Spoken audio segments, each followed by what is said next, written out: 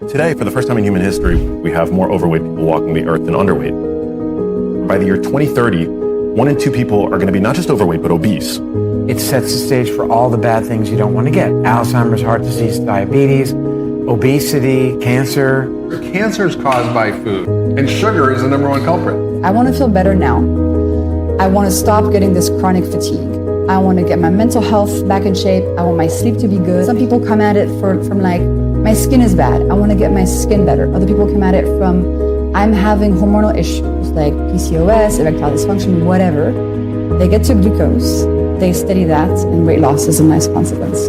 Fructose says don't burn fat.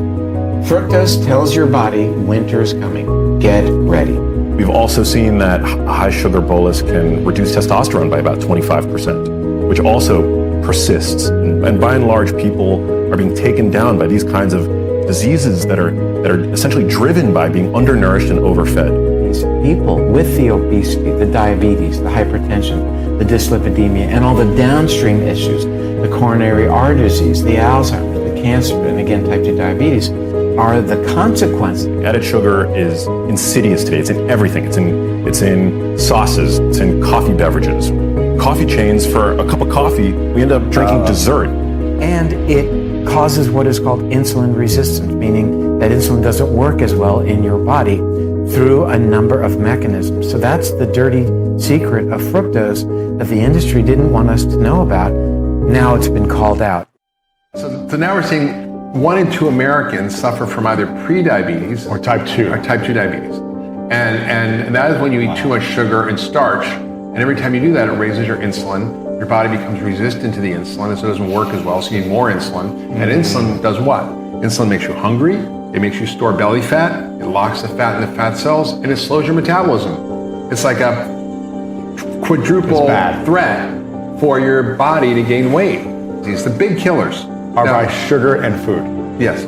Yes. So if you change your diet, you should be able to prevent or cure sometimes. Alzheimer's. 100%. Yes, 100%. I mean, the studies are there. Even people who already have Alzheimer's, when they improve their diet, they can wake get up more and get functionality. better. By the year 2030, 1 in 2 people are going to be not just overweight, but obese, are ultra processed food products that by and large we overconsume today. Your average American today derives 60% of their calories from ultra processed foods. These are the foods that line our supermarket aisles. Our supermarkets tend to be designed the same way. It's the perishable fresh food that tend to be around the perimeter. The aisles have all the shelf-stable convenience foods that are minimally satiating, highly calorically dense, and hyper-palatable. So those 3 factors make those kinds of foods, particularly when they're all you have access to, a recipe for disaster. Consuming a high sugar bolus can also elevate your blood pressure, which we know is a risk factor for neurodegeneration. We've seen that 1 high sugar bolus, about 75 grams of sugar, can cause your systolic blood pressure to elevate for 2 hours. We've also seen that a high sugar bolus can reduce testosterone by about 25%, which also persists for 2 hours. Yeah. Why? Any guesses why we'd have an evolutionary response to sugar that lowers our testosterone? That's a good question. A hunter-gatherer would have never had access to that kind of rapidly digested sugar deluge, right? Because we would have had fruit, and our fruit as hunter-gatherers would have been a fraction as sweet as they are today. But the notion of fruit juice or a sugary, high 75-gram glucose beverage, for example, didn't exist. So I think what it does is it sends our body into a stress state. And so that's, I think, one of the reasons why we see the elevation of blood pressure. And I would also assume because stress can reduce testosterone. That's really interesting. Yeah, we are seeing a decline in testosterone. I've always assumed that's multifactorial. That's poor diet, that's adding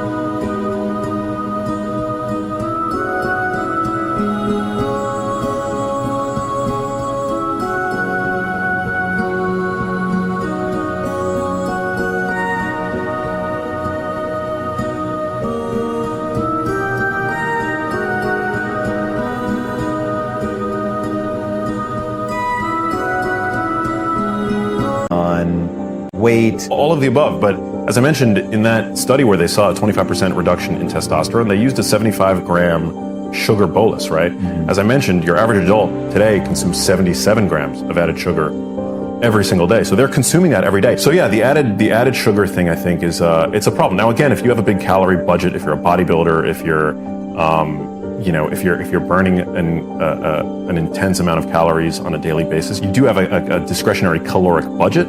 But for your average person, again, today, your average person is overweight, bordering on obesity, has some component of metabolic illness, glucose dysregulation. I would say that being a sleuth and being able to identify added sugar and then cut that out, or at least minimize your consumption of it, I think you'd be doing your health major favors. You're probably on a sugar addiction roller coaster every single day of your life. If you've been on this glucose addiction for a long time, your body will take a week, 2 weeks to be able to switch over to burning fat.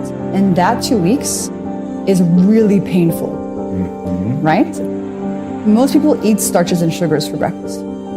Then maybe they buy a muffin or a pastry or a croissant or, something like that. Or maybe they just have a coffee with sugar in it. The thing is, if you create a big glucose spike at breakfast, it actually controls your entire day. Your entire day turns into this roller coaster.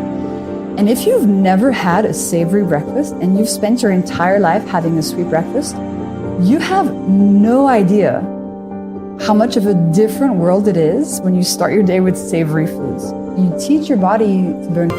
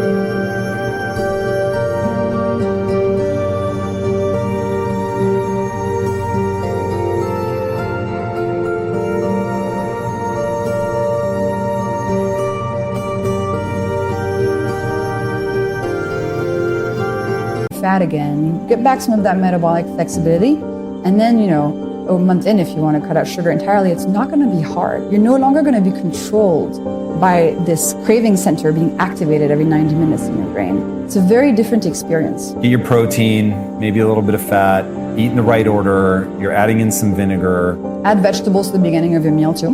And all of the benefits from your protocol, that it really is that. If we look at our glucose levels and we eat in a way that balances those spikes, a few things happen. One, we reduce how many cravings we have.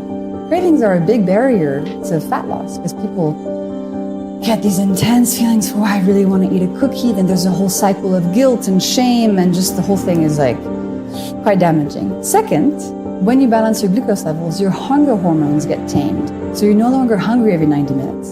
Third thing, when you balance your glucose levels, your insulin levels come down.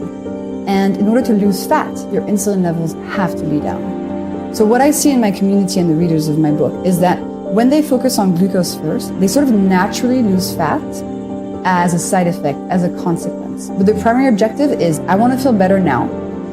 I want to stop getting this chronic fatigue. I want to get my mental health back in shape. I want my sleep to be good. I just want to feel better. And also I want to feel connected to my body. That's really the primary angle. Some people come at it from like, my skin is bad. I want to get my skin better. Other people come at it from, I'm having hormonal issues like PCOS, erectile dysfunction, whatever. They get to glucose, they study that, and weight loss is a nice consequence. So many people with borderline diabetes or frank diabetes, mild elevation of blood sugar, or can't lose that last 20 pounds, and are doing everything they possibly can. Darn it, I'm doing everything I can. There's got to be something else. This may be that something else, may be that missing link.